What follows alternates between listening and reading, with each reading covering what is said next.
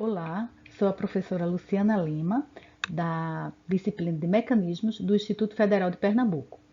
Vamos estudar hoje a aula 1 sobre os fundamentos da cinemática, que iremos ver algumas definições de termos e conceitos fundamentais para a síntese e a análise de mecanismos. Bem, um termo muito importante no estudo de mecanismos é o grau de liberdade. Então, o grau de liberdade de um sistema mecânico. O que vem a ser um grau de liberdade de um sistema mecânico? Então, ele vai ser o número de parâmetros independentes necessários para definir uma única posição no espaço, em qualquer instante de tempo. Então, ele é definido com base em uma estrutura de referência.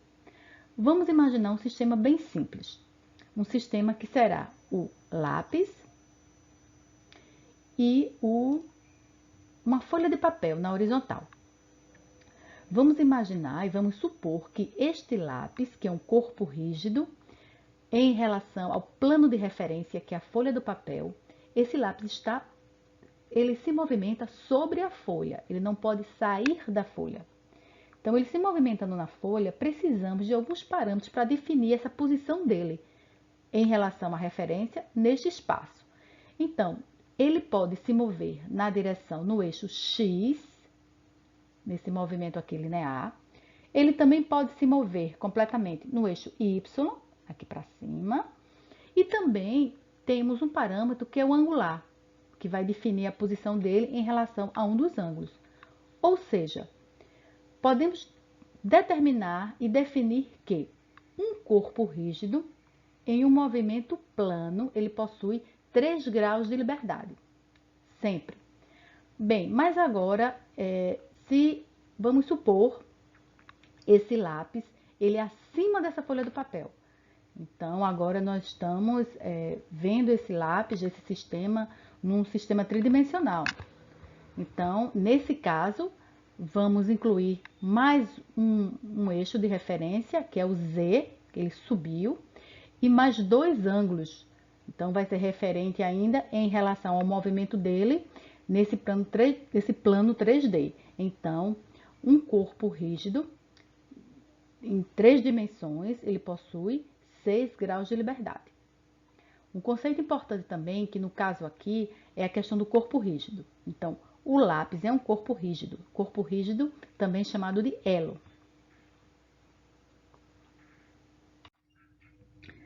Bem, vamos pegar aqui alguns exemplos do nosso dia a dia para entender melhor a questão dos graus de liberdade. Então, se você observar aí o seu joelho, você possui 1 grau de liberdade. Então, ele se movimenta para cima e para baixo. No caso, o dedo, ele possui 2 graus de liberdade. Então, ele pode fazer um movimento para um lado e para o outro, e também para um lado e para o outro na direção vertical, né? No caso, se você colocar um eixo aqui X e outro eixo Y. Então, ele se movimenta, existem 2 parâmetros aí. Então, ele tem 2 graus de liberdade. Como a referência à mão. Aqui no caso, um tornozelo. Então, no tornozelo, você tem 3 graus de liberdade. Então, nesse movimento, para cima e para baixo, do lado, e ele também pode rotacionar. Então, o tornozelo tem 3 graus de liberdade. Tipos de movimentos. Em um sistema cinemático, no plano 2D, vamos definir 3 tipos de movimentos, que é a rotação pura, translação pura e o movimento complexo. Em um movimento plano. Então, a rotação pura. Vamos imaginar esse desenho aqui. Isso aqui é um esquema cinemático chamado de mecanismo de 4 barras, que vamos estudar detalhadamente nas próximas aulas. Esse mecanismo de 4 barras, ele é formado por elos, por barras, que são elos, que são corpos rígidos, e são ligados por juntas, que pode ser, por exemplo, juntas pinadas. Então, nós temos aqui o elo 2, o elo 3 e o elo 4, certo? O elo 2, aqui, esse O2 aqui, vamos imaginar que ele é o elo motor. Né? Então, vamos imaginar aqui que é a peça que vai acionar o movimento. Então, esse elo 2 aqui Em relação ao eixo de referência O2, ele faz um movimento de rotação pura, certo? Já o elo 4 aqui, ele tem um movimento de oscilação em torno de O4. Então, esse elo 4, ele se movimenta do ponto extremo B' até o outro ponto extremo B'. Então, ele tem um movimento de oscilação. A translação pura, ela pode ser uma translação retilínea e curvilínea. Vamos imaginar aqui outro diagrama, chamado diagrama cinemático, que ele está representando um mecanismo real. Então, aqui, vocês podem até supor aqui, né, uma chamada biela-manivela, né, um motor de combustão ou um compressor alternativo, ele tem exatamente esse movimento, né? Então, essa peça 2 aqui sendo a acionadora, então ele vai fazer esse movimento e quando ele rotaciona, então essa peça 3 ligada ao cursor 4, ele faz um movimento de translação retilíneo. Então, a peça 4, ele se movimenta desde o ponto B' até o ponto B'. Então, ele tem um movimento de translação retilínea, esse movimento aqui. A translação curvilínea, vamos pegar este exemplo aqui, que é um mecanismo usado na ligação de rodas motrizes de uma locomotiva a vapor. Então, temos aqui as duas rodas, a 2 e a 4, peça 2 e 4. É a estrutura. O número 1, ele sempre vai designar a estrutura, certo? E aqui a estrutura é a parte fixa. Então, aqui no caso, a referência é o solo. Então, a barra 3, interligada aqui, ó, entre uma roda e outra, ele vai ter um movimento de translação curvilínea. Por quê? Porque as trajetórias dos pontos são curvas idênticas, paralelas a um plano fixo. Então, ele vai girar, a roda gira junto com essa barra 3, que é o elo 3. Certo? Então, a barra 5, que ela é fixa aqui no eixo da roda, ela tem um movimento de translação retilínea. Então, ela vai sempre se movimentar nesse sentido reto em relação aqui à referência, ao plano de referência. Já a barra 3 não, ela vai fazer curvas idênticas. Então, aí é o movimento de translação curvilínea. No movimento complexo, nós temos a combinação dos movimentos de translação e rotação. Aqui nesses dois diagramas cinemáticos, eles já foram apresentados anteriormente, nós temos aqui o movimento complexo do elo 3, ou seja, da peça 3. Então, em determinado momento, esse elo 3 ele tem um movimento de rotação e também um movimento de translação. Então, ele tem um movimento complexo. Aqui ao lado, nós temos a outra figura que representa um diagrama cinemático de um mecanismo de 4 barras. Então, esse mecanismo formado por elos unidos por juntas nos pontos A, B, O4 e O2, e os elos são o elo 1, a estrutura elo 2, elo 3 e elo 4. E cada peça dessa tem um movimento diferente, pelo que vocês puderam observar nas outras explicações. Então, o movimento complexo, ele está aparecendo aqui, ele é apresentado na peça 3. Na peça 2, nós vimos que ele tem uma rotação em torno do centro O2, e o movimento complexo acontece aqui no elo 3, nesse movimento. Então, quando a peça 2, que ela é a peça acionadora, ela movimenta a peça 2, né? Ele tem esse movimento de rotação que acontece com essa peça 3. Ele faz com que a peça 4, que está ligada no ponto B, ela faça esse movimento de oscilação. Então, o movimento complexo acontece aqui, neste mecanismo, na peça 3. Então, ela ora tem um movimento de rotação, ligado aqui no ponto A, que é uma junta, ora ele tem um movimento de oscilação, que está fixado aqui no ponto B com a peça 4.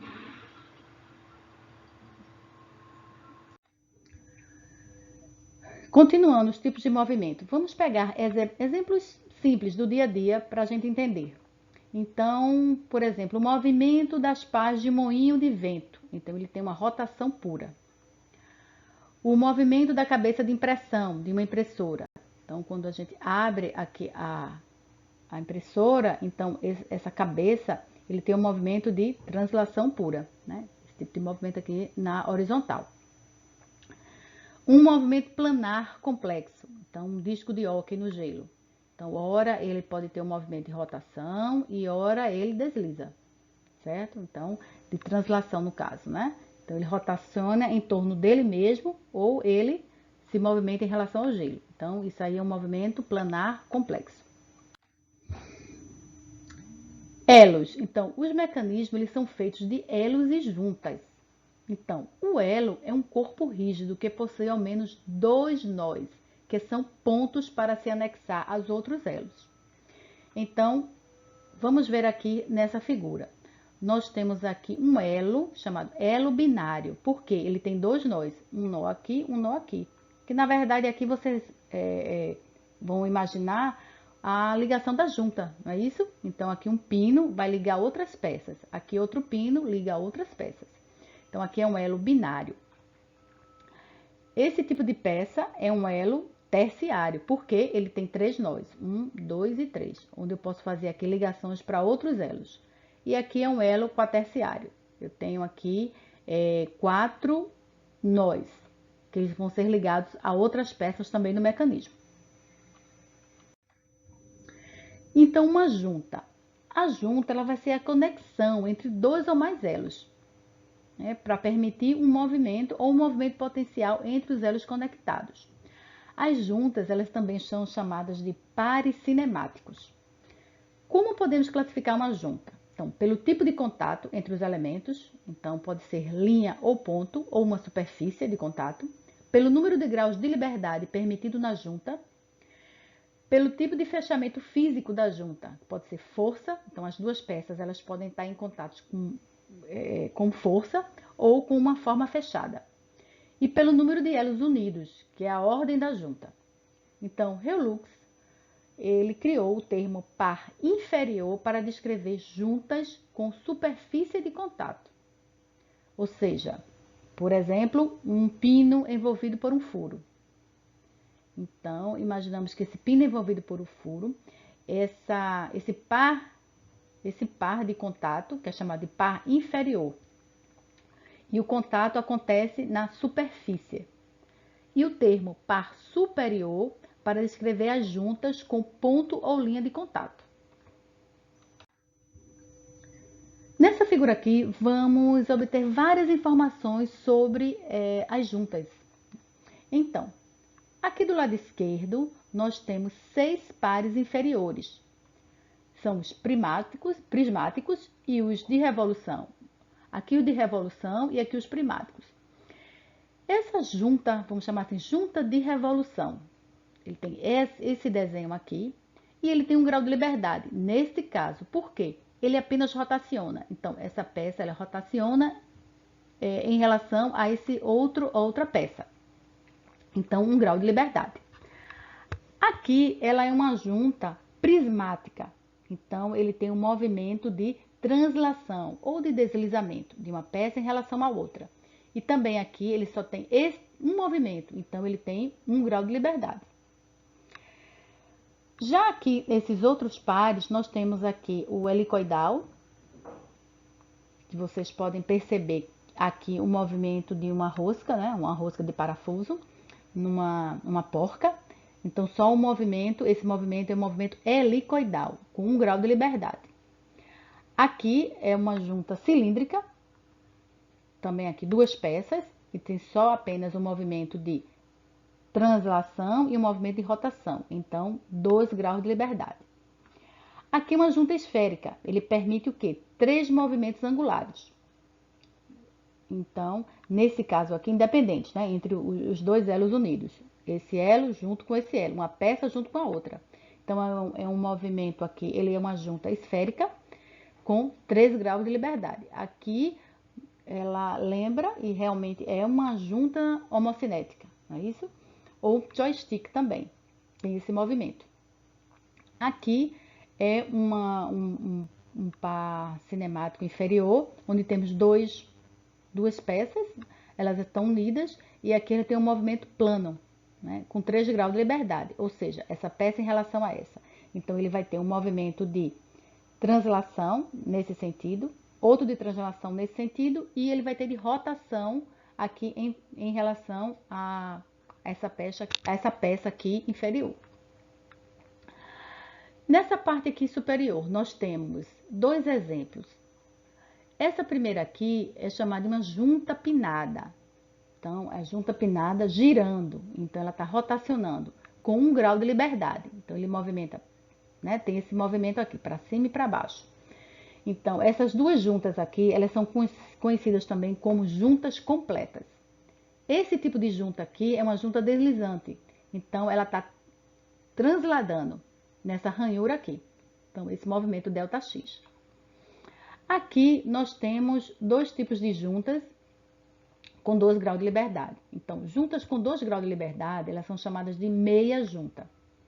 Então, são pares superiores que permitem simultaneamente o deslizamento e a rotação. Então, deslizamento, a translação, então ele vai fazer esse movimento aqui linear, e a rotação, então ele também tem esse movimento, então 2. Então, 2 graus de liberdade. Aqui também é um pino numa ranhura. Então, ele tem um movimento de translação e tem um movimento de rotação dessa peça em relação a essa, desse elo em relação ao outro elo. Aqui é importante determinar a ordem da junta. A ordem da junta é determinada pelo número de elos ligados menos 1. Então, vamos verificar esse exemplo aqui. Nós temos quantos elos aqui? L1 e L2. Então, 2 elos. Qual é a ordem dessa junta? 2 menos 1, 1. Então, é uma junta pinada, que é um pino, de primeira ordem. E aqui tem 1 grau de liberdade, porque ele só tem, ó, esse movimento aqui. Apenas um movimento já define aí o grau de liberdade dele. Nesse outro caso aqui, nós temos 3 pinos, L1, L2 e L3. A ordem da junta vai ser 3 menos 1, então nós temos uma junta de segunda ordem. E ele tem 2 graus de liberdade.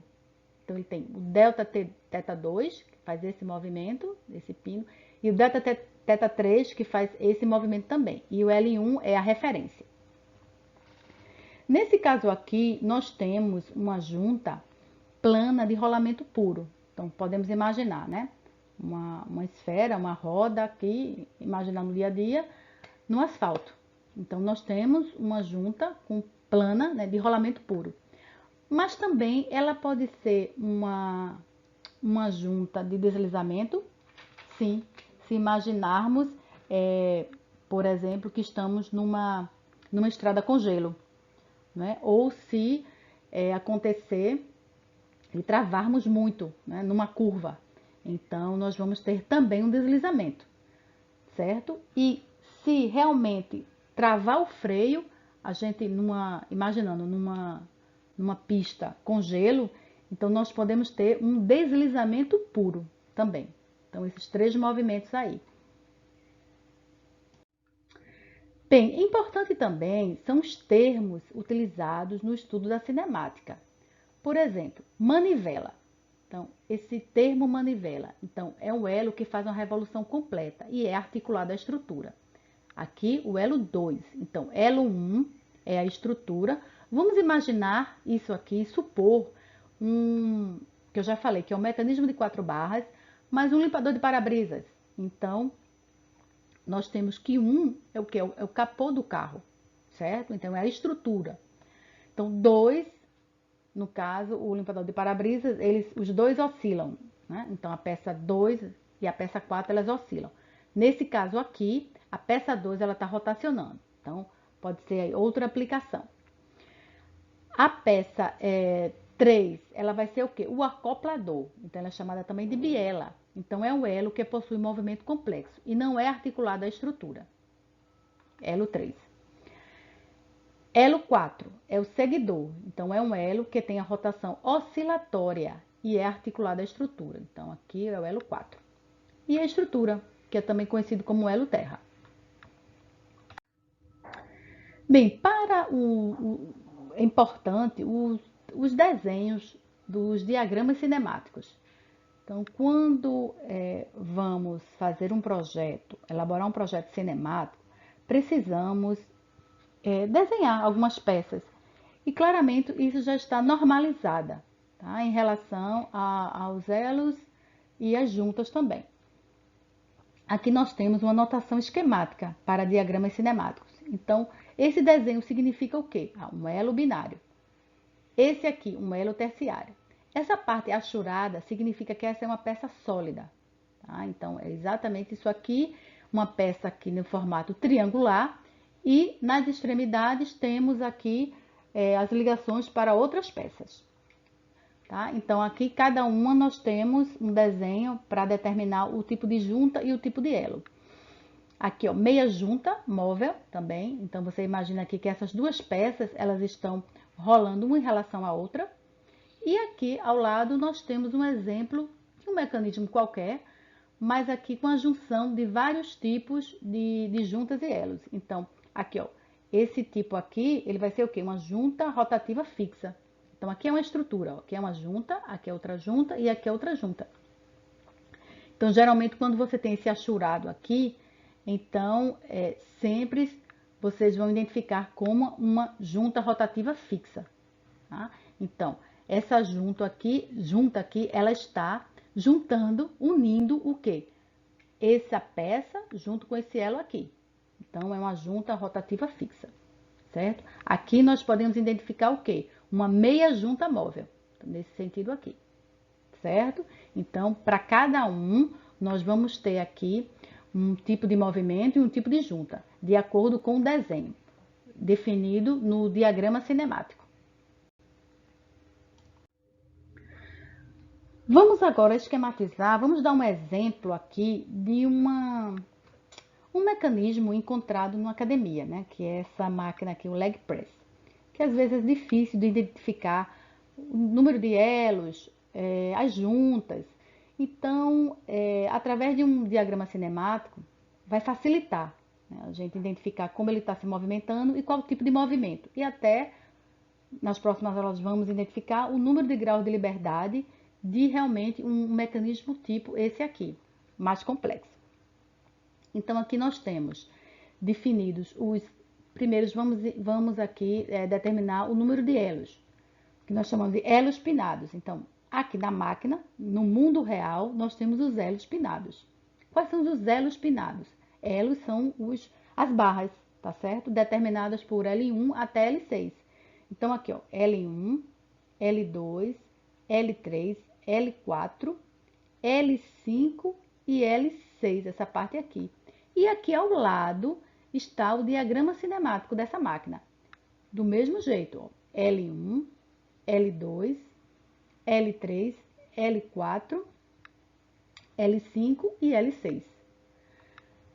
Os elos determinados. Ok, agora as juntas pinadas. Então, as juntas pinadas nós podemos dividir por movimentadas, né? Elas se movimentam, e pelas juntas fixas. Então, nas juntas pinadas com movimentos. Então, vamos lá. Na máquina, tá aqui, ó. Aqui está um pino, né? A, B, C e D. São as juntas pinadas com movimento. Aqui ao lado no diagrama cinemático. A, B, C e D. Então, juntando um elo com o outro. Agora, os elos fixos. Os elos fixos, O2, essa parte de cá, O4 e O6. Então, do mesmo jeito aqui, ó, O2, O4 e O6. Lembrando que aqui no diagrama cinemático já estão aqui todas as figuras, né, já normalizadas.